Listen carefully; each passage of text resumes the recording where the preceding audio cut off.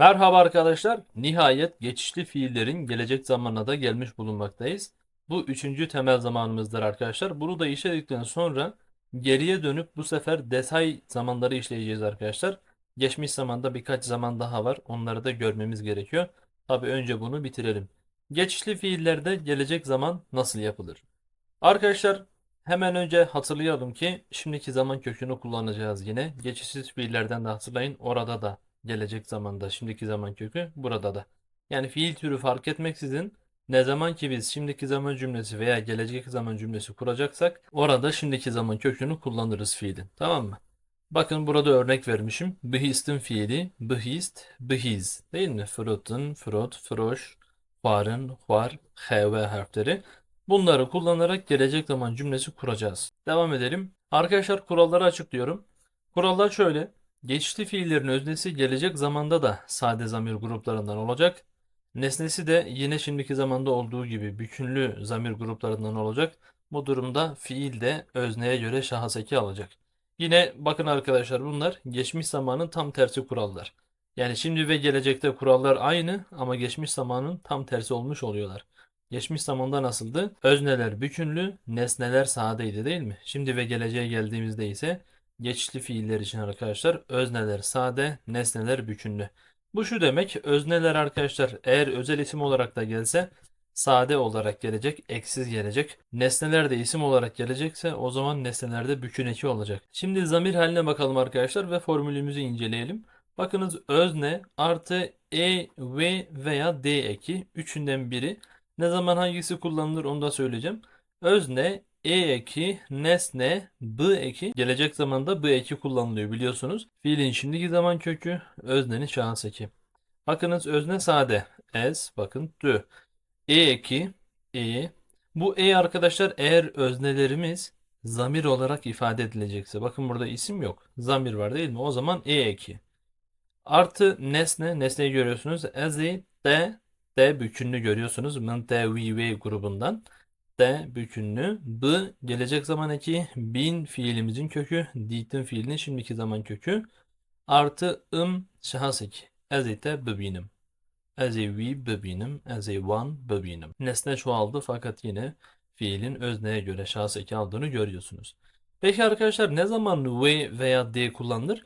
Bunlar da öznelerimiz isimle veya özel isimle ifade edilmişse arkadaşlar o zaman. Tamam mı? Bunu da göreceğiz bu videoda. Bu arada to ünlüyle bittiği için gelecek zaman eki olan y harfinde aldı yanına kaynaşma olarak. Peki. Olumsuz yaparken neye dikkat etmeliyiz arkadaşlar? Neye dikkat etmeliyiz değil mi? Gelecek zamanda olumsuz yaparken ne kullanıyoruz arkadaşlar?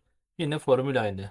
Özne, eki, nesne artı ne eki fiilin şimdiki zaman kökü öznenin şahıs eki. Ne nereye geldi? B'nın yerine. Değil mi? Ezite bebinim, ezite ne binim. Ezi we ne binim, ezi one ne binim. Ayrıca arkadaşlar birleşik fiil ve türemiş fiile de dikkat ediniz. Birleşik fiilde birleşen fiilin başına gelir. As a pers bıkım, as a pers nekim. Türemişte ise araya gelir. As a deri ve nekim.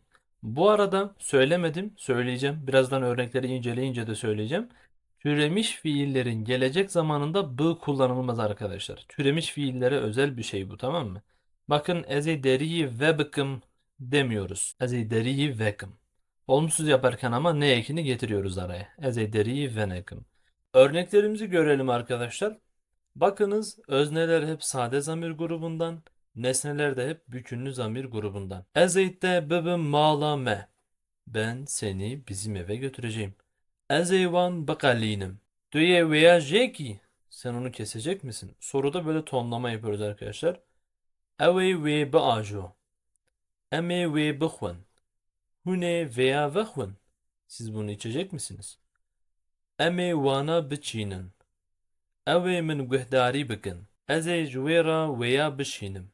Ew ê wê veke. Arkadaşlar gördünüz mü? Hep ez ardından e geldi değil mi? Dö, ye, ez, e. Hep bu geldi. Neden? Çünkü öznelerimiz zamir. Öznelerimizin isim olduğu cümlelere geldiğimizde ise görüyoruz ki v eki geliyor.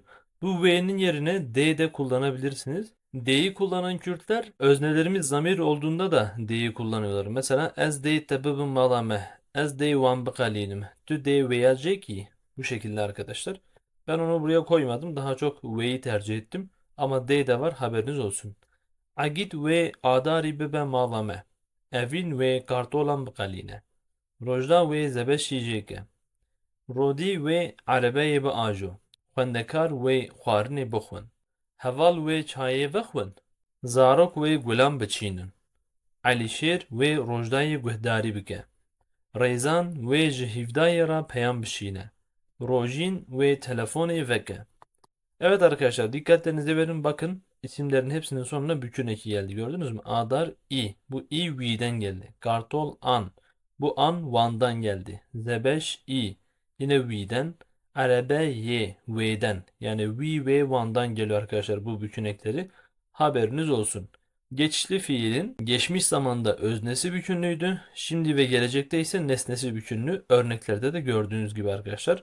Bir de bunların olumsuzunu görelim. Videomuzu bitirelim. Agit ve adari nebe malame. Evin ve kartolan ne galine. Rojda ve zebeşi jeyneke. Bakın görüyorsunuz, türemiş şeklinde olunca ne araya geliyor. Rodi ve arabeye ne ajo. Xwendekar ve xwarinê nexwin. Heval ve çayê venexwin. Bakın ne araya geldi, türemiş. Zarok ve gulan ne çiğnin. Alişer ve rojdayê guhdarî neke. Bakın birleşik fiil. Ve guhdarî bike ve guhdarî neke. Rêzan ve ji hîvdayê ra peyam neşîne. Rojîn ve telefonê veneke. Bakın araya geldi. Evet arkadaşlar, videomuzun sonuna geldik. Umarım anlamışsınızdır. Sorularınız varsa mutlaka yazınız. Teşekkürler. Spaslarım.